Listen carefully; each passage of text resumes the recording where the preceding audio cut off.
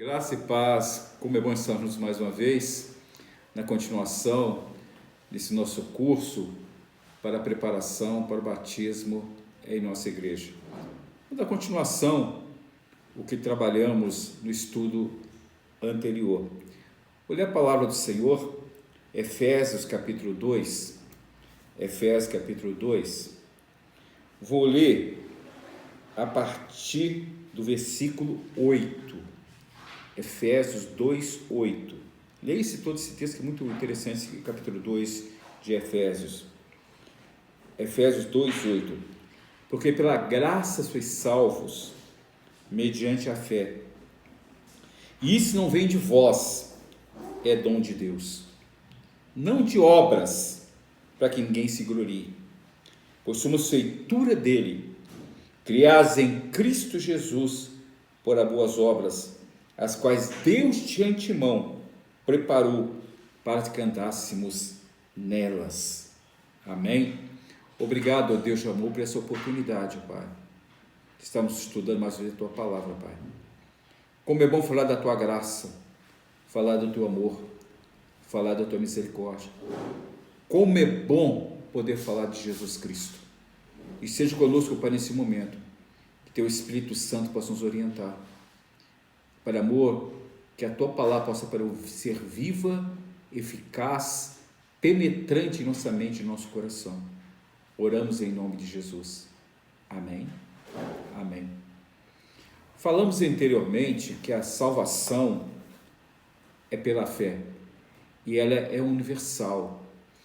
Deus, Ele quer que todo ser humano seja salvo. É só realmente a pessoa dizer sim para Deus, sim para Jesus Cristo, aceitar a Jesus Cristo como seu Senhor e Salvador, Ele sem dúvida nenhuma, Ele é salvo. A salvação, ela é universal, é para todo ser humano. Deus também não faz acepção de pessoas, Ele quer que todo ser humano seja salvo. Agora nós somos salvos pela graça de Deus, graça de Deus. Havendo chegado à conclusão que o ser humano é pecador, sem possibilidade alguma de por si mesmo libertar-se do pecado e recuperar a comunhão com Deus, que só seria possível estando Ele em estado de pureza. Somos então levados à pergunta mais importante para a nossa vida: como podemos nós ser salvos? A resposta está na Escritura. Como lemos aí já o texto de Efésios 2, pela graça de Deus, pela graça de Deus ser salvos, mediante a fé. Isso não vem de vós, é dom de Deus, diz o texto. Pela graça de Deus, sois salvos. O que é a graça de Deus? Quando se fala em graça de Deus, tem-se geralmente a impressão de que é algo que Deus concede ao ser humano, uma realidade independente de Deus, uma força misteriosa, um poder extraordinário que opera a salvação. Todavia, a graça de Deus não é nada mais que a disposição benevolente de Deus para com o ser humano. Sua misericórdia posta em ação a favor do ser humano, exercendo de tal maneira que este possui agora uma possibilidade de ser salvo. Deus nos salva pela graça. Dizer que somos salvos pela graça de Deus significa, então, que somos salvos pela misericórdia de Deus, posta em ação em nosso favor. Graça, gente, é o amor benevolente de Deus. É algo que Deus nos dá realmente, sem nós termos nenhum mérito. Graça não depende de nós, não depende do ser humano, depende de Deus. Deus nos salva porque Ele é bom, porque Ele é misericordioso. De todas as coisas que a Bíblia revela aos homens e mulheres, nenhuma é tão única e importante como a existência de Deus, de um tal espírito de misericórdia e de amor para com o ser humano pecador. Deixados sem essa revelação, o homem e a mulher não teriam certeza de coisa alguma. Se considerarmos como se desenvolveram as religiões nascidas da superstição humana, produto de sua observação dos fenômenos físicos e naturais, raios, trovões, seca, vulcões, etc., compreendemos muito facilmente como puderam surgir opiniões das mais variadas a respeito da divindade, que por si imaginá-la multiforme na crença de muitos deuses, quer por julgá-la insensível às necessidades humanas, ou sujeito aos caprichos da natureza do ser humano, podendo ora ser propícia, ora ser irritadiça, ora ainda ser irada e desejosa de exterminar as suas escrituras. O diferencia o cristianismo de tudo que no mundo é a graça de Deus. Todas as religiões das suas divindades são ligadas a algum fenômeno natural, alguma coisa, sabe? É um Deus distante, é um Deus realmente que no fundo foi que é a destruição do ser humano. A graça de Deus nos mostra que Deus é o melhor para nós. Ele nos ama, Ele é misericordioso, Ele dá esse passo em direção a nós para nos salvarmos. Esse tipo de situação que lemos aqui é pensamento ainda são atribuídos a Javé na Bíblia, muitas vezes até que Jesus surja e revela a Deus de amor e de bondade, cuja característica mais marcante é de ser gracioso para com os homens e mulheres, pronto, por causa da sua graça, perdoar os pecadores e salvá-los de seus pecados. O Antigo Testamento ainda mostra um Deus assim meio duro, sabe? Mostra um Deus realmente que muito ligado ao pensamento antigo sobre divindades. Mas quando Jesus Cristo, Deus se revela através de Jesus Cristo, mostra que, acima de tudo, que Deus é amor, Deus é misericórdia e que Ele quer o melhor para o ser humano. E isso Ele faz concretamente enviando seu próprio Filho, o unigênito Filho Jesus, como redenção de toda a humanidade. Como Deus demonstra o seu amor pela humanidade? João 3,16, nós lemos aí, diz que Deus amou o mundo. Tudo começa com o amor de Deus ao mundo.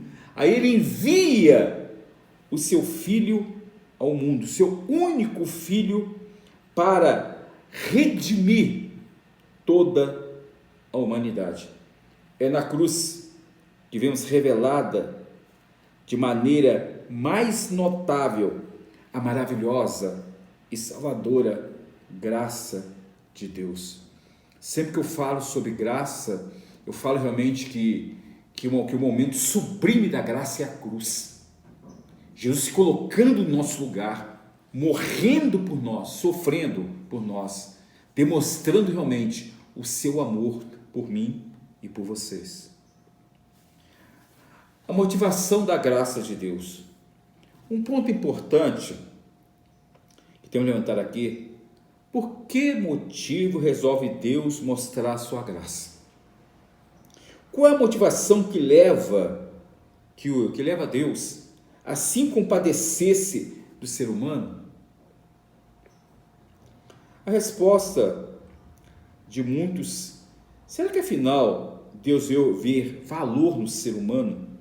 Sim, que apesar dos seus pecados, ele é digno de ser salvo, porque possui em si mesmo valor? Ou quem sabe porque a sua situação de pecador não é uma desgraça total, podendo através dos seus esforços possuir medo de provocar a misericórdia de Deus? Não tem nada a ver isso aqui. A motivação da graça de Deus para conosco é só o amor de Deus, realmente. Só porque Ele nos ama, sabe? Nenhuma dessas hipóteses que eu li aqui anteriormente podem ser admitidas. Não há nada do ser humano que possa alterar a posição de Deus a nosso respeito. O coração do ser humano é pecador e sua condição é de irremediavelmente perdido, uma vez que vive apenas para si mesmo. Os esforços do ser humano não servem para nada, os quais se empenham, não adianta empenhar, né? Esses empenhos, tudo que o ser humano faz, são totalmente egoístas, visando seu próprio benefício. Deus, o ser humano que está distante de Deus, não é o centro da vida do ser humano. A motivação da graça de Deus, repetir mais uma vez, certo? A graça de Deus, a qual vem a salvação, é gratuita e para com todos. É gratuita para todos a quem é concedida. É só amor. não depende do poder ou mérito do ser humano, em nenhum grau, nem no todo, nem em parte. Do mesmo modo, ela não depende das boas obras ou da retidão daqueles que a recebem, de coisa alguma que tenha feito, ou seja, não depende dos seus esforços, dos seus sentimentos, bons ou ruins, desejos bons, propósitos, intenções, pois todos esses frutos da graça gratuita de Deus são apenas a corrente, não a fonte. Gente, são os frutos da graça gratuita ao homem, sabe? Ou que seja, tudo que é feito através da graça do ser humano é simplesmente amor de Deus. É Deus o autor da graça. Deus é graça, é coisa muito de Deus, certo? É dele, independe de nós, certo? Não precisa fazer nada, tudo já foi feito através da graça de Deus.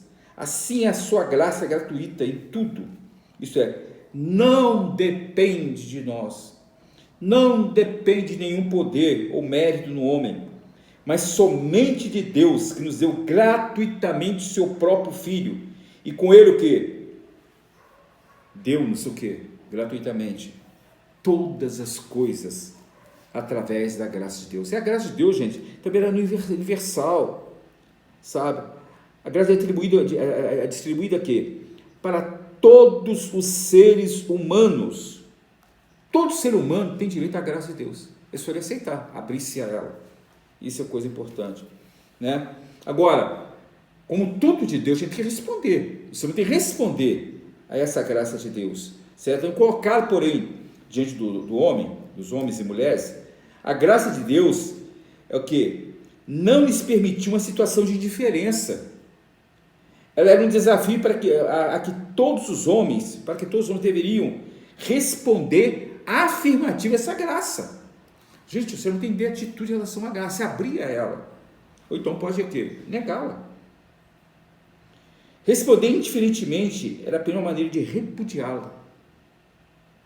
A rejeição consciente da graça de Deus é, na verdade, a escolha da perdição humana, da perdição eterna, uma vez que não havia outra maneira do ser humano poder alcançar a salvação. Então, quando a pessoa rejeita a graça de Deus, está o quê?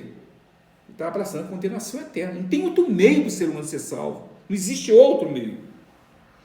Isso nos leva ao ponto de considerar se o ser humano pode ou não resistir à graça de Deus. É a graça de Deus irresistível, como muitos acreditavam? Absolutamente. Sabe? Não apenas o homem e mulher podem resistir à graça de Deus, mas até mesmo destruir aquela graça divina que já está alojada em seu coração. Nesse sentido negativo, o ser humano é senhor absoluto do seu destino, é capitão de sua própria salvação. Algumas vezes a graça de Deus opera de maneira irresistível, como um relâmpago caído do céu. Ela declara decisivamente que este não é o método usual da operação divina, e que mesmo nesses casos, essa irresistibilidade é passageira, dependendo finalmente do ser humano. Meu irmão, minha irmã, tudo na nossa vida depende de nós. Nós temos a liberdade de escolher e até rejeitar a maravilhosa graça de Deus. Isso podemos fazer. O Novo Testamento, a graça de Deus, quando a gente se abre a graça de Deus, né? A graça de Deus através do Espírito Santo realiza em nós o Novo Testamento. Por que terá Jesus? Por que terá Jesus se admirado de que Nicodemos, o mestre israelita que o visitou à noite, não entendesse a declaração de que lhe era necessário nascer de novo? Jesus fala isso para Nicodemos: Nicodemos, tem que nascer de novo. A princípio que é difícil entender a admiração de Jesus diante desse fato, uma vez que julgamos ser expressão peculiar aos lábios do Senhor. não tendo Nicodemos o mesmo dever de entender profundamente. O que é nascer de novo, na verdade? Entretanto, a informação de que a expressão nascer de novo era corrente em Israel, era coisa presente em Israel.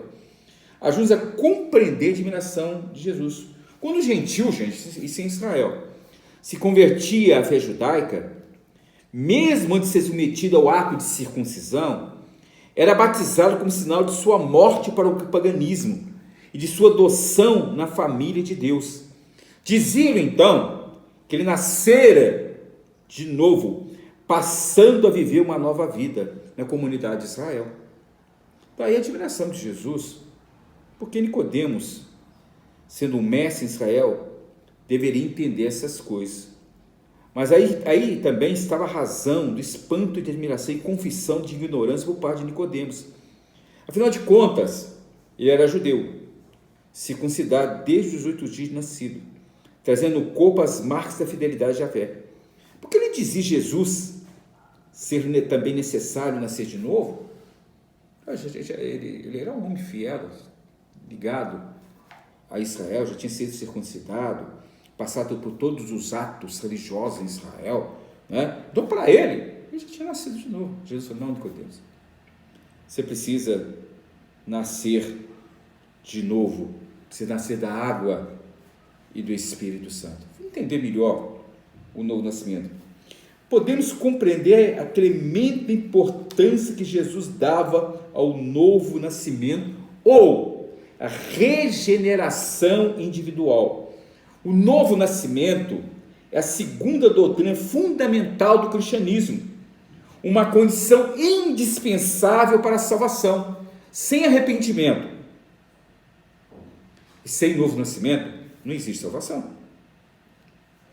O novo nascimento não era algo que se dava antes nem depois da justificação. Ao contrário, no mesmo momento que uma pessoa era justificada de seus pecados, por meio da fé no sacrifício de Cristo, sinal definitivo da graça de Deus, essa mesma graça, olha só, presta atenção, essa mesma graça operava em seu coração um novo nascimento, a regeneração de sua vida, sendo a pessoa transformada realmente em nova criatura. O apóstolo Paulo diz: novas criaturas somos. Olha que coisa maravilhosa.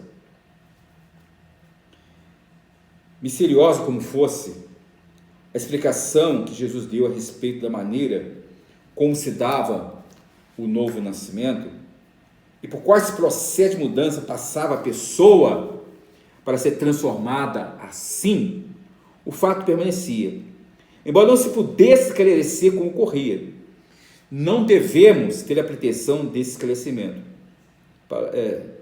Não que devamos esperar por alguma explanação minuciosa, filosófica, acerca da maneira por que isso se faz. Nosso Senhor Jesus Cristo suficientemente nos previne contra semelhante expectativa. Pode estar tão perto do fato como soprar do vento, mas o modo preciso que isso se faz, como o Espírito opera na alma, nem tu, nem eu, nenhum sábio dos homens ser capaz de explicar. Eu estou colocando o seguinte, né? Como que acontece, gente? É obra de Deus, do Espírito Santo na vida. Isso é algo de Deus, mistério. Não tem jeito de explicação. Não tem jeito de a gente, vai acontecer assim, assim. Não existe. A gente tem que crer, ter fé, certo? Acreditar que pela graça de Deus, isso realiza em nós através do Espírito Santo, sabe? Jesus fala isso lá para Nicodemos, assim como o vento nos toca, você não sabe onde vem, como acontece, assim é o nascer do novo, nascer do Espírito, sabe? Gente,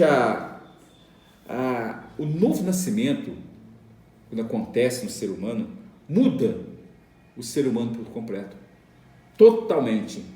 Ele passa a ter uma outra natureza. Aquela natureza humana, pecaminosa, mundana, isso morre. O apóstolo Paulo fala: morre o velho homem e nasce um novo homem, justificado pela fé em Cristo e transformado pelo Espírito Santo. Amém? lançamos fora tudo aquilo que marca o nascimento natural, certo? Também que marca o quê? O ser humano antes de conhecer Deus, sabe?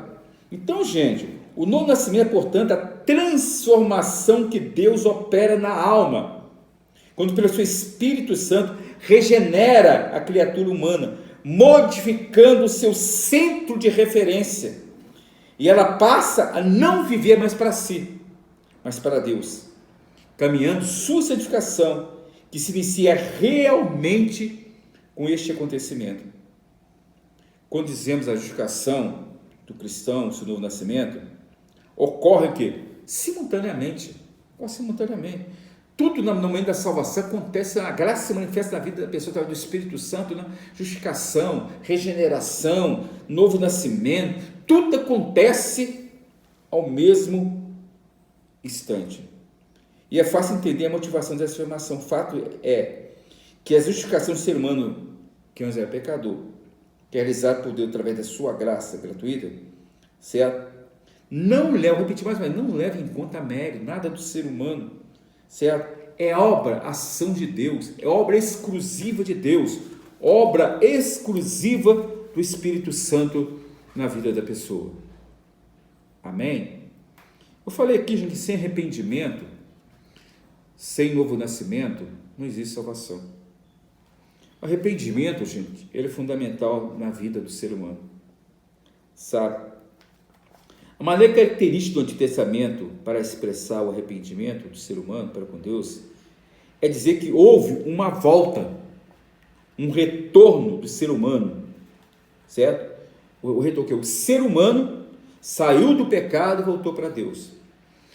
Arrependimento na antiga aliança, justamente, né? O ser humano que estava num caminho do pecado, caminho dele mesmo, caminho do mundo, ele deixa aquele caminho e volta para Deus. Isso que na Bíblia, certo, é arrependimento. No Testamento, o arrependimento é esquecido em sua significação, certo? Ele é tudo aquilo do Antigo Testamento, mas muito mais. O que quer dizer? É mudança de mente. Arrependimento consiste em mudança de mente. Consiste na radical transformação de pensamento, atitude, direção, certo? O ser humano, na antiga aliança, deixa o caminho do pecado e vai para o caminho de Deus, certo? No Testamento, gente, essa volta é muito mais profunda, certo? Existe mudança, transformação profunda interiormente falando. Quando diz que a Bíblia fala, João, o Batista fala, que a pessoa que passa pelo arrependimento, ele passa a ter uma vida como arrependido. Ele mostra a vida transformada, uma vida realmente diferente daquilo que vivia antes. Mas continuando aí, vamos esclarecer melhor ainda a questão do arrependimento. O que é arrependimento? Não podemos confundir arrependimento com remorso ou desespero. As emoções de tristeza, o remorso e as lágrimas que acompanham tais sentimentos não são o arrependimento, nem o tornam verdadeiro. O arrependimento possui dois momentos segundo os ensinamentos bíblicos: o autoconhecimento, eu reconheço que sou pecador, e a produção de obras de arrependimento, que eu falei de João Batista. Você reconhece que é pecador, pede perdão a Deus pelos seus pecados, certo? E passa a produzir na sua vida obras de arrependimento. O autoconhecimento é a correta compreensão do estado religioso de cada um de nós. Deus emprega muitos outros meios para nos enxergar como realmente somos. O meio mais comum é a Bíblia. A Bíblia nos mostra, gente, que o ser humano é ruim, é mau. Ela é como um espelho em que nos vemos tal como somos. A Bíblia nos mostra como se fosse, a gente olha para a Bíblia, a gente vê como nós somos. Agora, gente, o arrependimento mostra que o ser humano não é bom. Tem gente que acha que é bom, tem gente que acha que é ótimo, certo? Gente, o arrependimento, a pessoa abandona o pecado, volta para Deus, certo? A mente que eu amo do ser humano é radicalmente transformada pelo arrependimento. O arrependimento inclui a tristeza, geralmente lágrimas pelos pecados cometidos, e dá oportunidade para que a graça de Deus alcance o ser humano e o leve o quê? A justificação. Gente, o Wesley acreditava ali, nós acreditamos também. O arrependimento é o primeiro movimento para a salvação. A fé é a pessoa conhecer Deus, certo? O arrependimento é o primeiro movimento da pessoa com relação à salvação. Deus está nos convidando todo dia ao arrependimento e torna possível uma resposta positiva através da graça. O Wesley acreditava que a graça, mesmo antes da pessoa se converter totalmente, já trabalha o coração do ser humano, chama de graça preveniente, ou graça preveniente, já trabalha o coração do ser humano, sabe? Para que a pessoa possa realmente responder como pecador, essa graça de Deus está trabalhando no seu coração. A graça trabalha com o coração para levar ele à salvação. O Espírito Santo trabalha com a pessoa para levar à salvação. Então, nós chamamos isso de graça preveniente. A Bíblia nos fala, gente, que muitos homens e mulheres, especialmente João Batista, que iniciou seu ministério, né, pregando arrependimento, preparando o povo para a chegada do Cristo, do Messias, certo? E a mensagem que ele pregava era: arrependei-vos, que está próximo do seu reino. Mateus 3:2. Da mesma forma, Jesus iniciou seu ministério com uma mensagem de salvação para o povo, com a mesma ênfase de João. Daí por diante, passou Jesus a pregar e dizer: arrependei-vos, que está próximo o reino dos céus. Mateus 4:17. Quando a igreja também iniciou seu ministério, o apóstolo Pedro respondeu a pergunta da multidão confusa com a mesma mensagem. Respondeu-lhes Pedro: arrependei-vos, que cada um de vós seja batizado em nome de Jesus Cristo para a remissão dos vossos pecados, e recebereis o dom do Espírito Santo. Atos 2, versículo 38. Gente, como falamos aqui já, o arrependimento tem que ter um processo. A pessoa se reconhece como pecador, confessa o pecado a Deus, abandona o pecado e produz fruto como arrependido. Isso, gente, é todo o processo do arrependimento. Então, qual é o resultado do arrependimento? O arrependimento afeta tanto o arrependido como também o próprio céu. Jesus disse: há júbilo no céu, há júbilo diante dos anjos, por um pecador que se arrepende. Lucas 15:10. As advertências de Deus, acompanhadas do arrependimento, mostram como Ele é, como Ele é misericordioso para com aqueles que se arrependem. Gente, a Bíblia nos fala: nações serão poupadas depois do arrependimento. Vê Nínive, por exemplo, Jonas 3:8, certo? Reis foram restaurados, como no caso de Davi, depois que ele se arrependeu do adultério e assassinato, Salmo 32:5. Famílias foram reintegradas, como a do filho pródigo, Lucas 15:24. Homens influenciaram gerações por séculos, certo? Ainda hoje influenciam pecadores, vivendo e pregando arrependimento. As consequências imediatas do arrependimento, gente, primeiro isso aqui é fé, perdão, restauração, alegria, paz. Portanto, o primeiro passo para o relacionamento com Deus é o verdadeiro arrependimento. A partir dele, Deus age na vida do ser humano, dando o quê? A fé, perdoando seus pecados, restaurando a sua vida, enchendo de alegria e paz, e dando-lhe graça para abandonar definitivamente o pecado. Esses são o quê? Elos de uma mesma corrente chamada conversão. Tudo isso é conversão, sabe? Gente, a fé, como estamos falando, certo? A fé é algo que é fundamental na nossa vida. Diz que sem fé é impossível agradar a Deus. Precisa ir aproximar de Ele, tem que ter fé, sabe? A fé, gente, a fé realmente é a resposta do ser humano a Deus. Quando a fé toca a pessoa, toca ele de maneira incondicional, sabe? Ele passa a viver totalmente para esse Deus. Agora, a fé tem natureza, gente, certo? A natureza da fé, ela é maravilhosa, e nós vamos expor isso em nosso próximo estudo. Amém? Que o Senhor te abençoe e te guarde, que o Senhor faça resplandecer seu rosto sobre ti e tenha misericórdia de ti, que o Senhor sobre ti levante o teu rosto e te dê a paz. Deus abençoe.